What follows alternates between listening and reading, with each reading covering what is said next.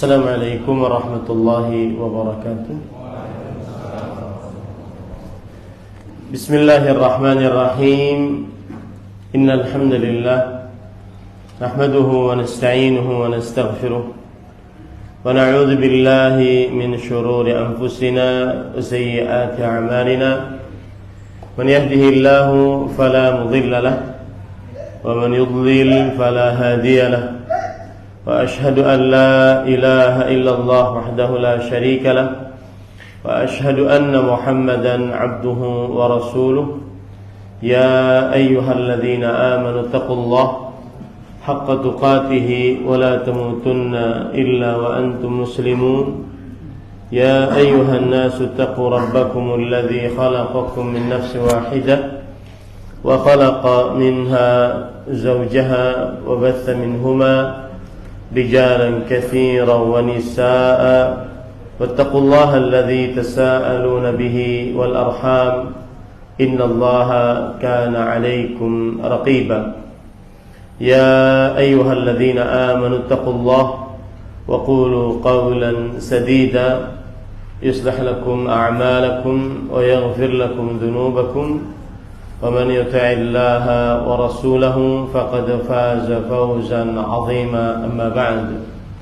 فإن أصدق الحديث كتاب الله وأحسن الهدي هدي محمد صلى الله عليه وعلى آله وسلم وشر الأمور محدثاتها وكل محدثة بدعة وكل بدعة ضلالة وكل ضلالة في النار.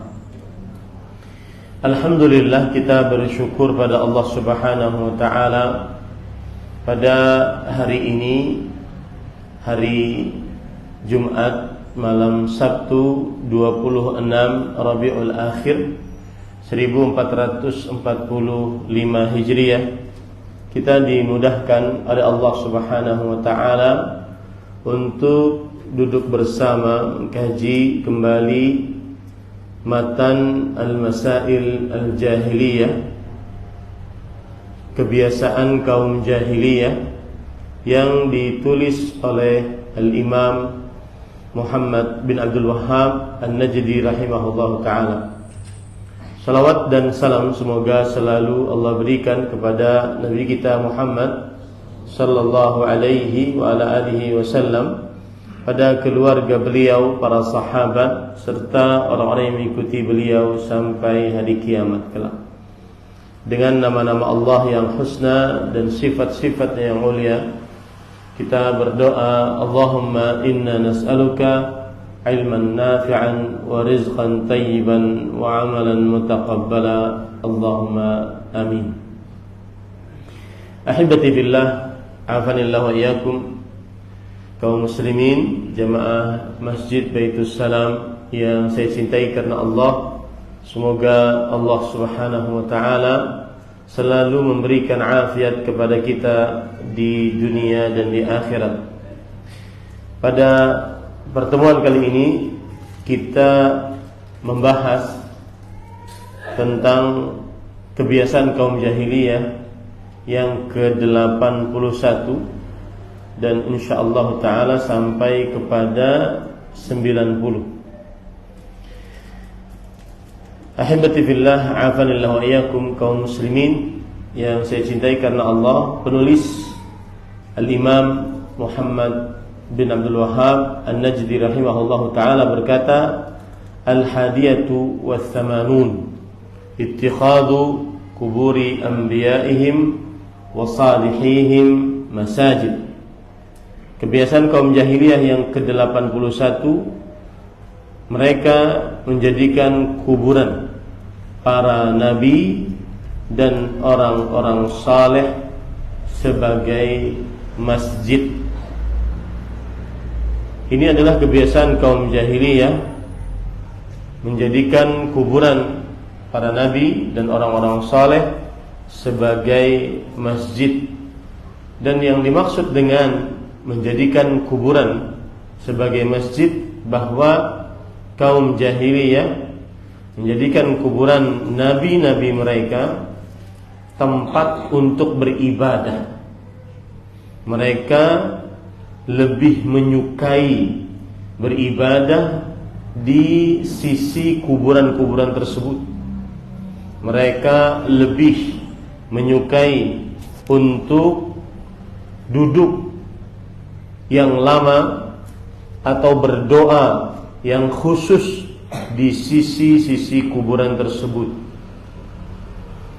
Baik kuburan tersebut dibangun di atasnya kemudian menjadi masjid, ataupun kuburan tersebut dijadikan sebagai tempat beribadah secara intensif dan khusus, meskipun tidak ada bangunan di atasnya. Mereka senantiasa harisin, gigih, kemudian memperhatikan, semangat untuk beribadah di sisi-sisi kuburan tersebut. Fadilat Syekh Profesor Dr. Abdul Razak bin Abdul Muhsin Al-Badr hafizahumullah ketika mensyarah ini, beliau mengatakan fattikhadul kuburi masajid yakunu bi amrayn. Menjadikan kuburan sebagai masjid dengan dua perkara. Al-awwal yakunu bil bina'i 'alaiha bihaitsu takunu masjidan, ay masjidan mabniyan wudi'a lil ibadah. Yang pertama adalah membangun masjid di atas kuburan, yang mana akhirnya kuburan tersebut dijadikan sebagai masjid, dibangun untuk diibadahi di dalamnya. Ini termasuk daripada menjadikan kuburan-kuburan sebagai masjid. Wal amru tsani an takuna al-qubur makanan tutaharra al-ibadatu 'indaha.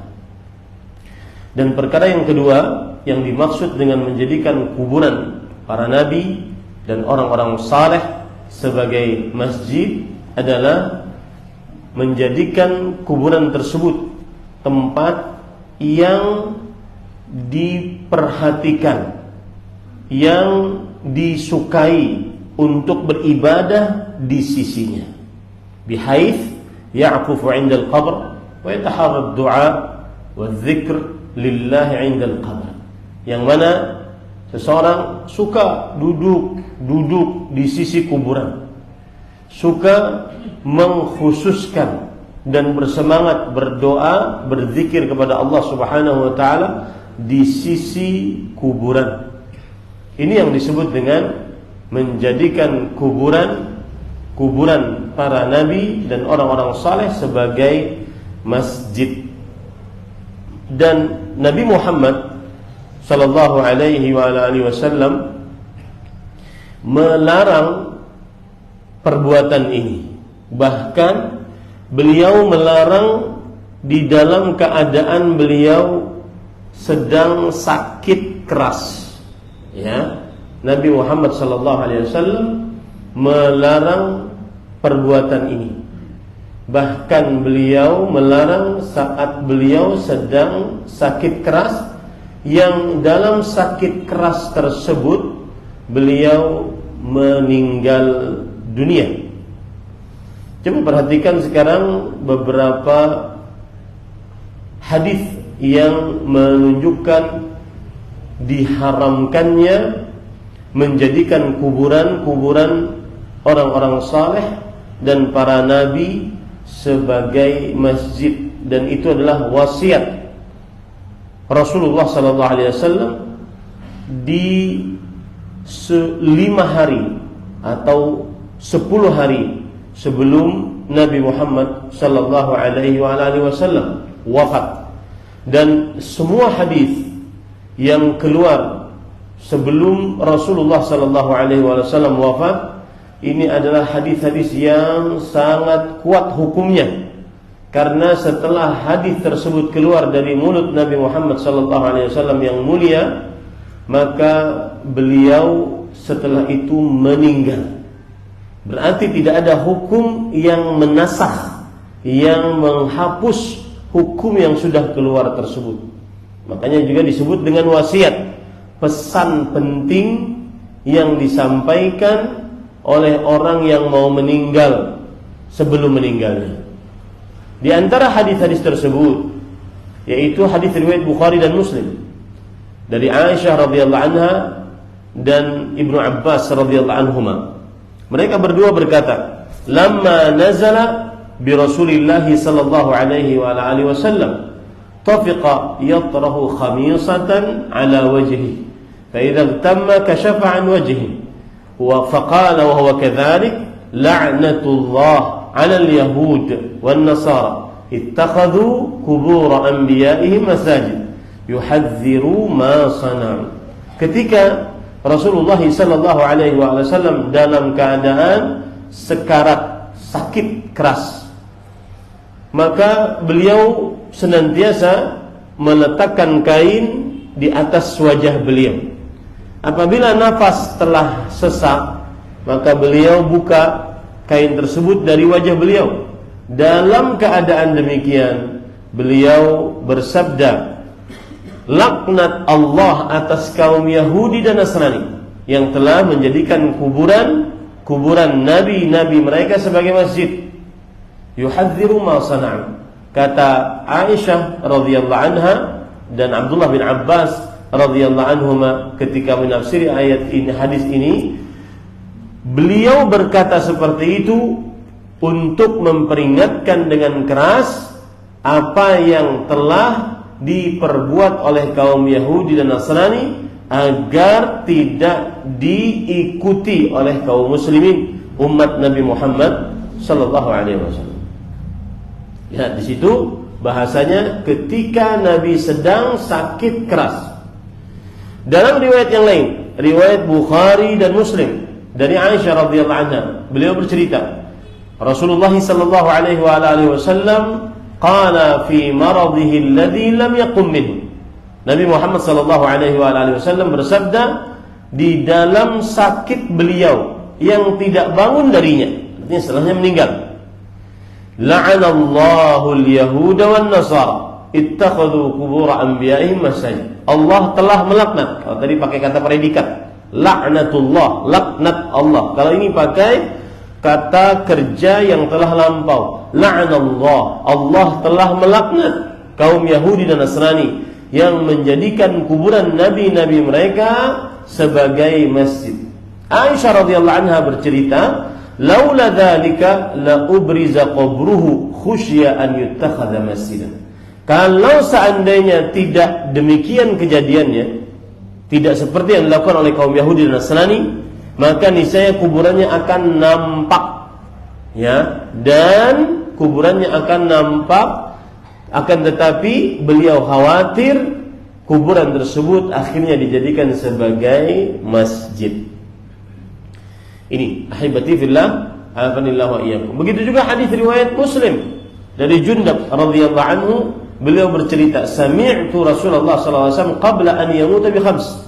Aku telah mendengar Rasul sallallahu alaihi wasallam sebelum meninggal 5 hari, beliau bersabda, ala, yang artinya ingatlah, wa inna man kana qablakum kanu yattakhiduna qubur anbiya'ihim masajid wa salihihim masajid.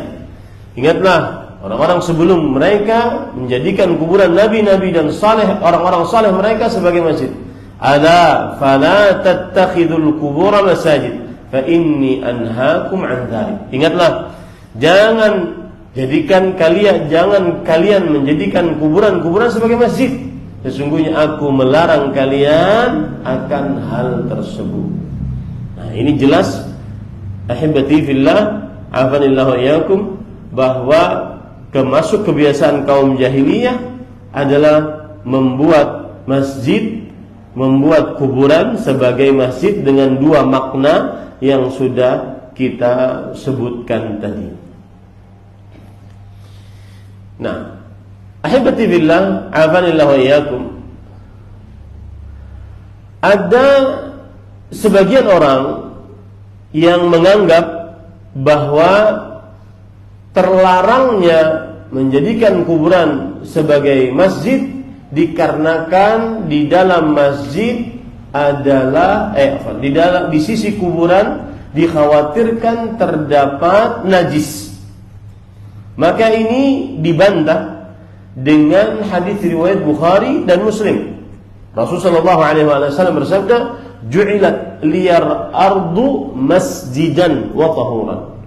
Yang artinya dijadikan untukku tanah seluruhnya sebagai tempat sujud, tempat sholat dan suci. Maka dimanapun seorang muslim ingin sholat, hendaklah dia sholat.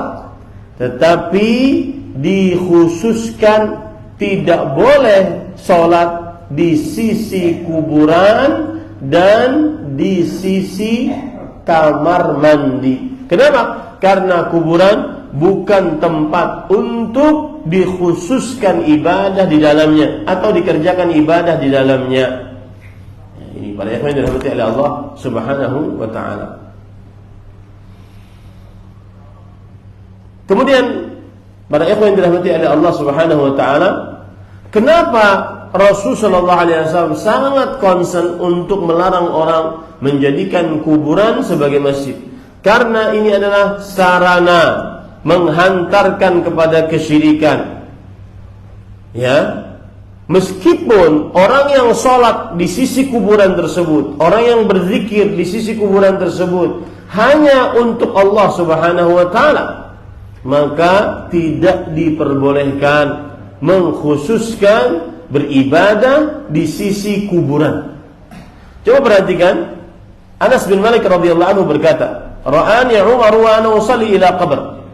Umar bin Khattab pernah melihatku dan aku salat menghadap kuburan. Faja'ala yaqul ya Anas al-qabra, faja'altu arfa'u ra'si wa anzuru ila al-qamar. Faqalu inna ma huwa yaqulu al-qabra. Yang artinya, ketika aku salat menghadap kuburan, Umar bin Khattab lewat. "Wahai Anas, itu kuburan, jauhi." Kemudian kata Anas bin Malik radhiyallahu anhu, aku pun mengangkat kepalaku ke atas. Aku kira beliau mengatakan qamar, bukan kubur. Qamar artinya adalah bulan, maka aku pun melihat bulan. Nah, ini menunjukkan bahwasanya meskipun sholatnya hanya untuk Allah di sisi pekuburan tersebut, tetapi ketika mengkhususkan sholat di sisi pekuburan, ini dikhawatirkan sarana untuk melakukan kesyirikan. Ya, ini para ikhwan yang dirahmati oleh Allah Subhanahu wa taala. Makanya dijauhi. Nah, kemudian yang ke-82, kebiasaan kaum jahiliyah, yaitu ittikhadhu athari anbiya'ihim masajid, kama dzukira an Umar radhiyallahu anhu. Kaum jahiliyah kebiasaan yang ke-82 adalah mereka menjadikan peninggalan para nabi sebagai masjid, sebagaimana diceritakan oleh Umar bin Khattab radhiyallahu anhu. Apa maksudnya? Para ikhwan yang dirahmati oleh Allah Subhanahu wa taala, kebiasaan kaum jahiliyah adalah menjadikan peninggalan-peninggalan para nabi sebagai masjid. Apa yang dimaksud peninggalan-peninggalan para nabi? Peninggalan-peninggalan para nabi yang dimaksud adalah seperti tempat-tempat yang di situ ada bekas tertentu untuk para nabi. Seperti pohon, beliau pernah duduk di bawahnya bersama kaumnya, atau beliau pernah membaiat kaumnya, sahabatnya di bawah pohon tersebut, atau duduk di sebuah tempat, atau lewat di sebuah tempat. Maka termasuk kebiasaan kaum jahiliyah adalah menjadikan bekas-bekas para nabi sebagai masjid, ya, sebagai masjid. Sebagaimana yang diceritakan oleh Umar bin Khattab radhiyallahu anhu. Karena Umar bin Khattab, beliau mendapati sebagian orang melewati sebuah pohon yang di situ pernah terjadi bai'at, yang disebut dengan bai'atur ridwan. Kenapa disebut bai'atur ridwan? Bai'at yang mendatangkan keridhaan Allah. Karena di dalam surah Al-Fath Allah Subhanahu wa taala berfirman, ayat yang ke-18, "Laqad radhiyallahu 'anil mu'minin idh yubayyi'unaka tahta asy-syajarah." Sungguh Allah telah meridai atas orang-orang beriman yang telah membaiat engkau di bawah pohon. Ini yang disebut dengan bai'atur ridwan, karena baiatnya mendatangkan keridhaan Allah Subhanahu wa taala.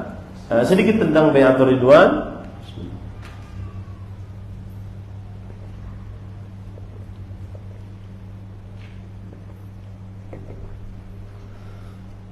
Bai'atur ridwan terjadi karena Nabi Muhammad SAW mengutus Utsman bin Affan ke kota Mekah untuk mengadakan atau diplomasi dengan orang-orang musyrik Quraisy, bahwa kami sekitar 1.400 para sahabat Nabi dari kota Madinah ingin masuk ke kota Mekah dalam rangka berumrah. Kemudian Nabi Muhammad SAW mengutus Utsman bin Affan sebagai utusan untuk diplomasi agar dibolehkan masuk ke kota Mekah dan tidak terjadi perperangan. Maka tersebar kabar Utsman bin Affan dibunuh oleh orang-orang musyrik Quraisy. Tetapi ini hanya sebatas isu. Tapi sudah sampai kepada Rasulullah SAW. Akhirnya 1.400 sahabat tadi membaiat Rasul sallallahu alaihi wasallam 'alal maut, untuk siap mati membela Rasulullah sallallahu alaihi wasallam. Karena atas sebuah pengkhianatan, yaitu diutusnya seseorang kemudian dibunuh seseorang yang utusan tersebut, itu pengkhianatan. Maka akhirnya membaiatlah Rasul sallallahu alaihi wasallam para sahabatnya. Itu yang disebut dengan bai'atur ridwan, dan itu terjadi pada tahun ke-6 Hijriah. Terjadi pada tahun ke-6 Hijriah. Nah, pohon itu yang Rasul sallallahu alaihi wasallam membaiat para sahabatnya di bawah pohon tersebut, akhirnya sebagian orang dilihat oleh Umar bin Khattab, mereka mengkhususkan perjalanan ke sana agar bisa lewat di sana dan sholat di sana. Maka Umar bin Khattab radhiyallahu anhu pun memerintahkan untuk ditebang pohon tersebut. Kalau terjadi itu di zaman sekarang, Umar bin Khattab bisa-bisa dituduh Wahabi. Ya. Ini para ikhwan dirahmati oleh Allah Subhanahu wa taala. Kemudian di dalam riwayat Imam Ibnu Abi Syaibah dalam kitabnya Musannaf, dan juga riwayat Imam Abdul Razzaq dalam kitabnya Musannaf, Umar bin Khattab berkata, "Hakadha halaka ahlul kitab, ittakhadhu athar anbiya'ihim bi'an." Demikianlah hancur binasa ahlul kitab Yahudi dan Nasrani karena menjadikan kuburan bekas-bekas para nabi mereka bi'an, yaitu tempat khusus untuk beribadah di dalamnya. Ini tidak boleh. Ya, itu kalau seandainya tempatnya benar, pohon yang dibaiati di bawahnya benar, apalagi kadang-kadang dibohongi. Ya, seperti misalkan tentang rambut, bertabaruk dengan rambut Rasulullah SAW panjangnya 2 meter, 1,5 meter mungkin. Itu berhak kita tidak percaya. Hak kita untuk tidak percaya bahwasanya itu bukan rambut Rasulullah SAW. Karena tidak ada bekas yang tertinggal dari bekas-bekas Rasulullah SAW dengan sanad yang sahih yang tertinggal. Dan itu hikmah Allah Subhanahu wa taala. Dari pakaiannya, dari sisirnya, dari surbannya, belum ada riwayatnya yang sahih akan hal itu. Apalagi saat kalau dilihat, itu tidak mungkin Rasulullah SAW sepanjang itu rambutnya. Nah, ini para ikhwah yang dirahmati oleh Allah Subhanahu wa taala.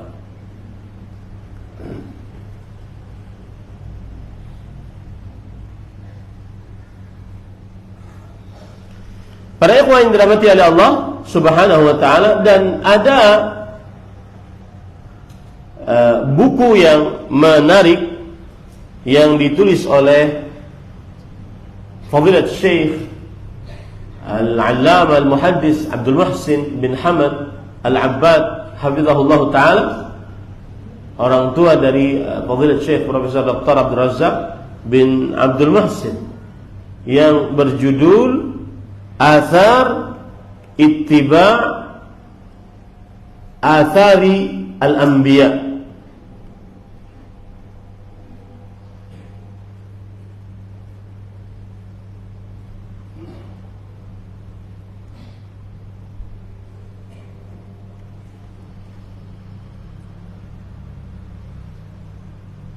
Dan subhanallah, buku ini para ikhwan yang dirahmati oleh Allah Subhanahu wa taala penting untuk dibaca oleh kaum muslimin, karena seseorang, terutama kita yang kadang-kadang sangat menyukai bekas-bekas Nabi Muhammad sallallahu alaihi wasallam, maka penting untuk membahas kitab ini, yaitu bekas-bekas dari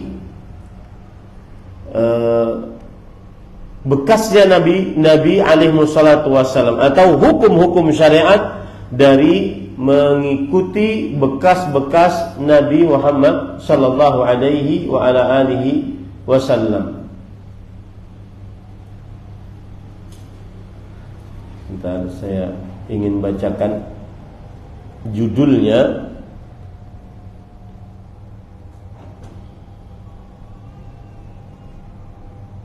Baik.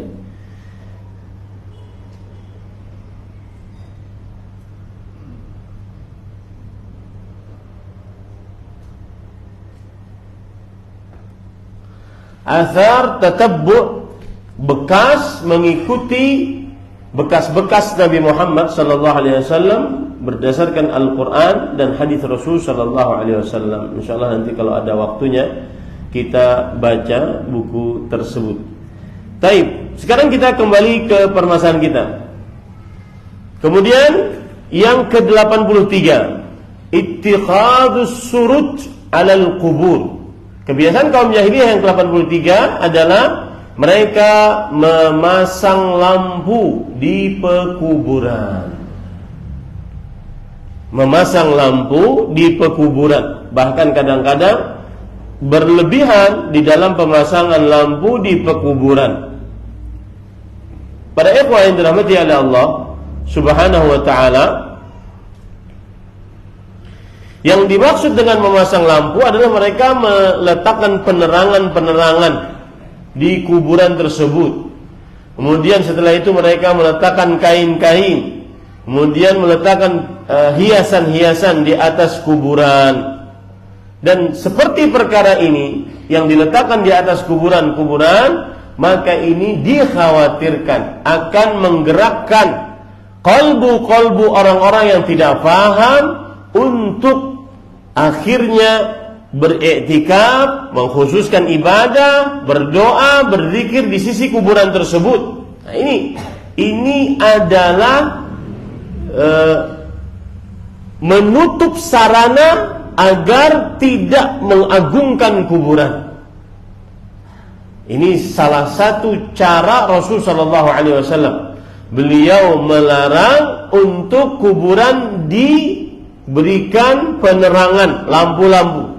Kenapa? Karena kalau sudah diberikan penerangan akan menggugah hati orang-orang yang tidak faham agama, sedikit ilmu agama, akhirnya mengagungkan kuburan tersebut.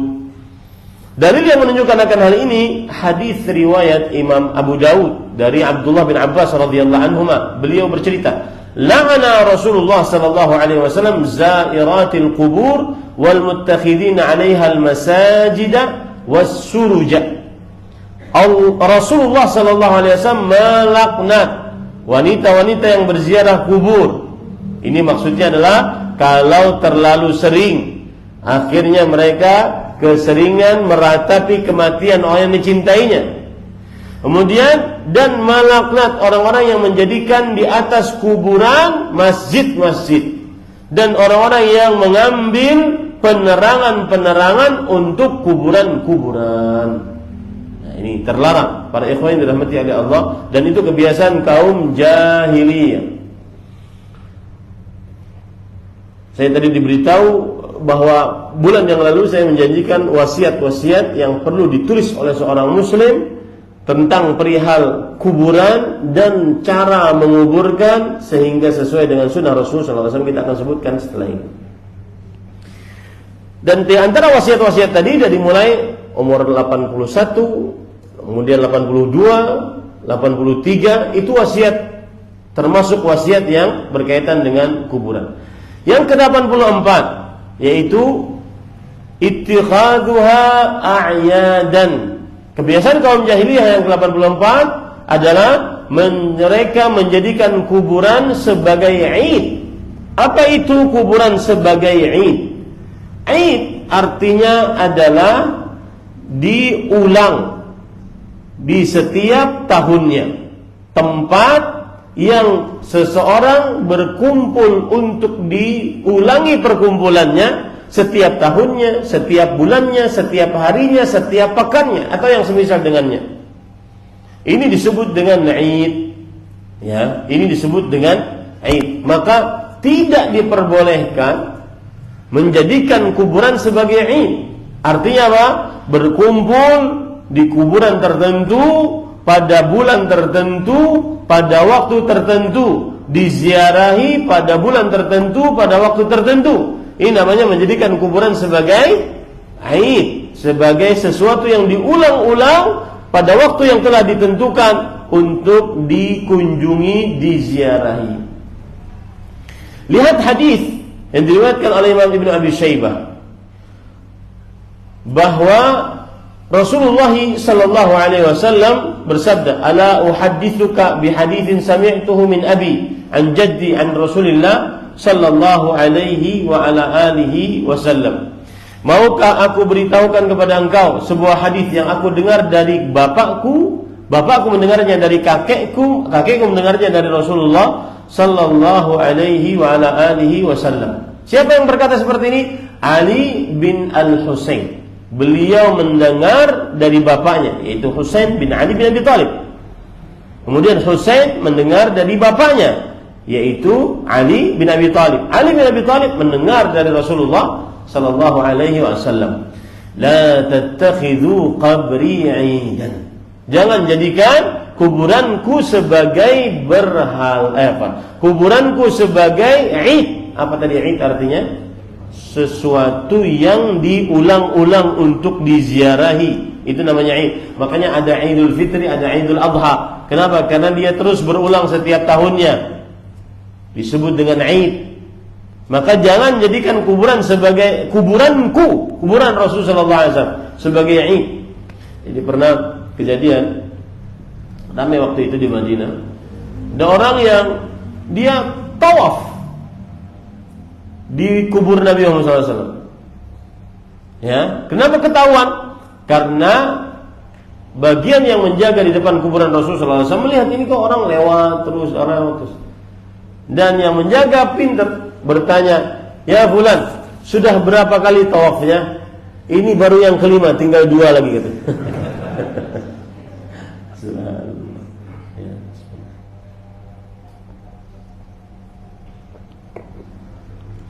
Maka tidak diperbolehkan menjadikan kuburan Nabi Muhammad SAW sebagai Id.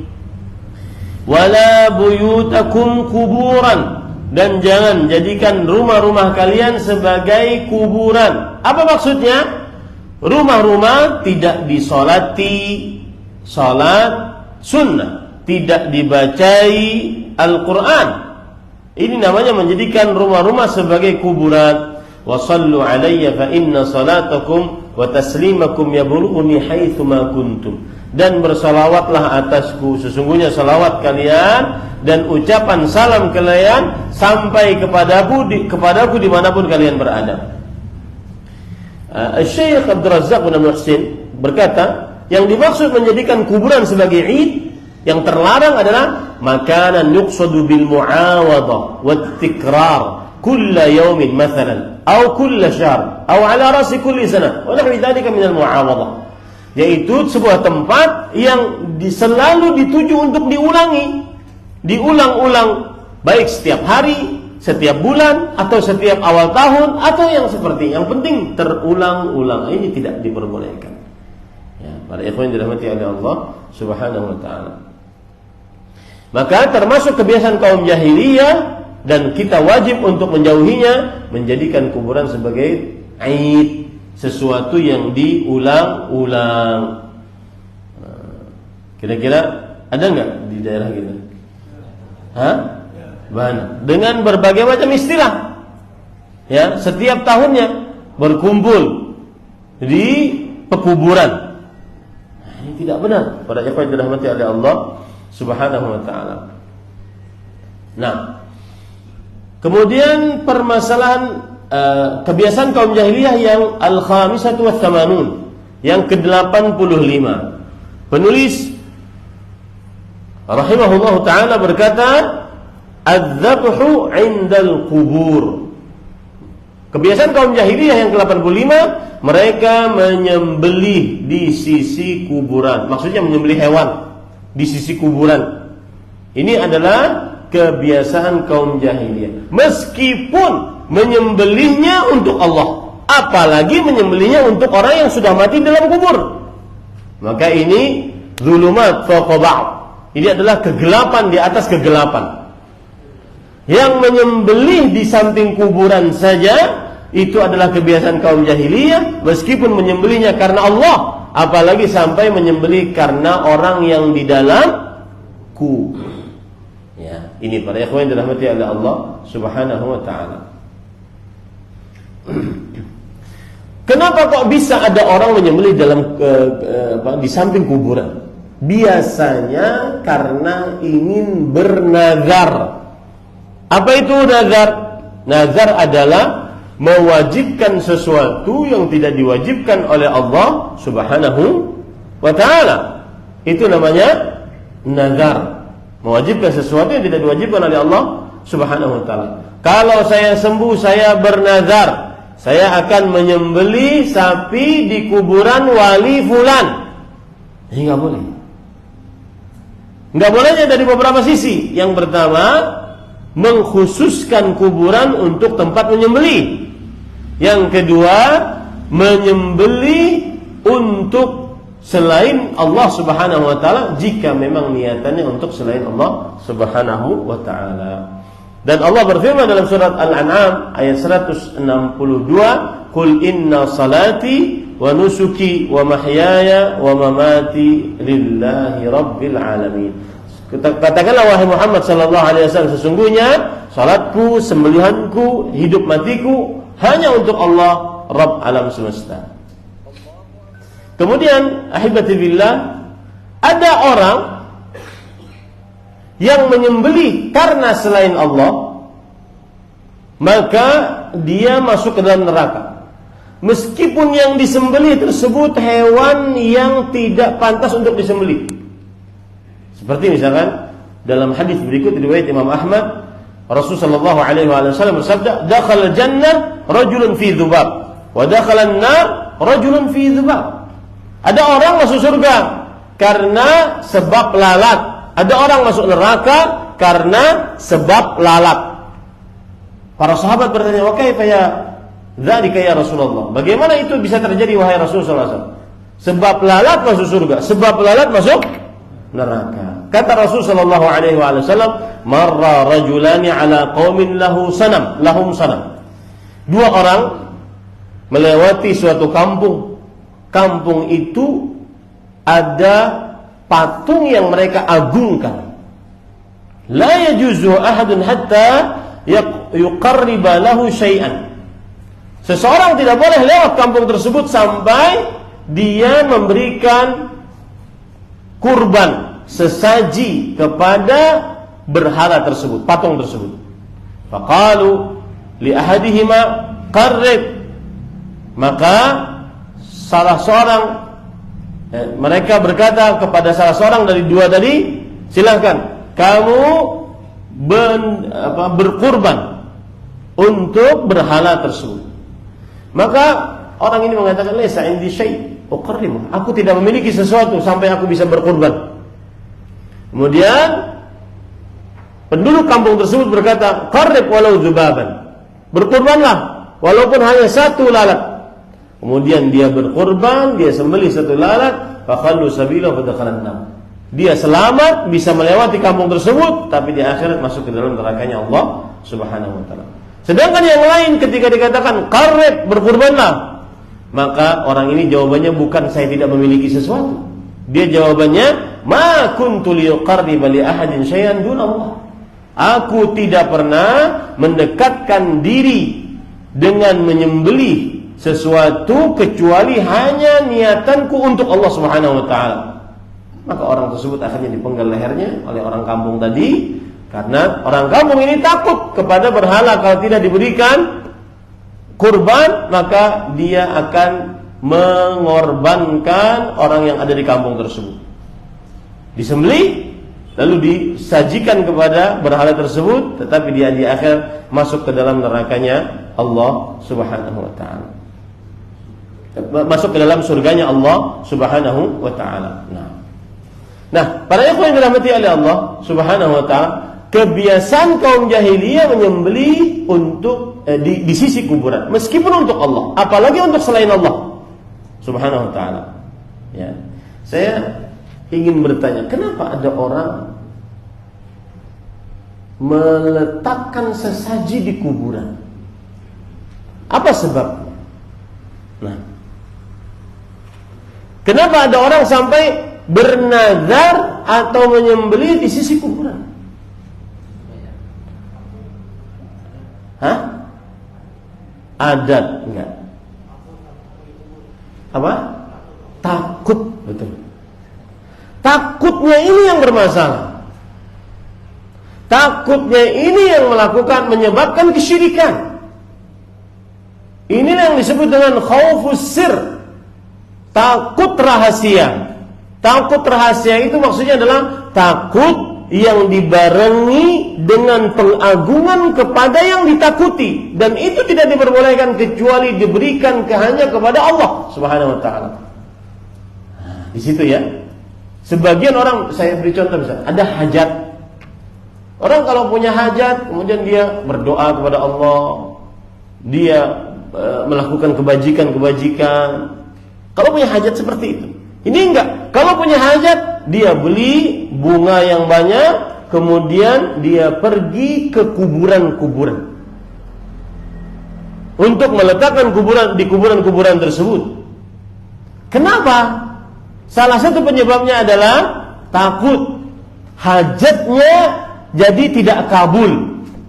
Dan takut seperti ini disebut dengan khaufus sir, takut rahasia, yang mana takutnya dibarengi dengan pengagungan, dan itu tidak boleh diberikan kecuali hanya kepada Allah. Jika diberikan kepada selain Allah, maka dia syirik akbar, mengeluarkan dari agama Islam. Seseorang takut kepada api, kepada binatang buas, takut ketinggian, apakah itu termasuk kesyirikan? Tidak, karena tidak dibarengi dengan pengagungan. Takut yang menghantarkan kepada kesyirikan, takut yang dibarengi dengan pengagungan dan diberikan kepada siapa? Selain Allah Subhanahu wa taala. Nah, ini para ikhwan yang dirahmati oleh Allah Subhanahu wa taala. Jadi, dan subhanallah, para dajjal di dunia ini kadang-kadang dia berpakaian surban, kadang-kadang berpakaian agama, kadang-kadang, tapi nakut-nakutin manusia. Awas kualat, ya kan? Ada yang gitu, ya. Dan ini termasuk daripada mengajak orang lain menyembah dirinya, dan dia ridha. Awas, ini wali fulan, kalau seandainya tidak menghargainya akan terkena macam-macam. Ya, ini mengajak beribadah kepada dirinya. Awas, daerah ini kutub selatan, kutub utara dikuasai oleh wali kutub bulan. Ya, subhanallah. Ini menakut-nakuti manusia. Ini mengajak orang beribadah kepada dirinya, dan ini syirik akbar. Hati-hati para ikhwan dirahmati oleh Allah Subhanahu wa taala.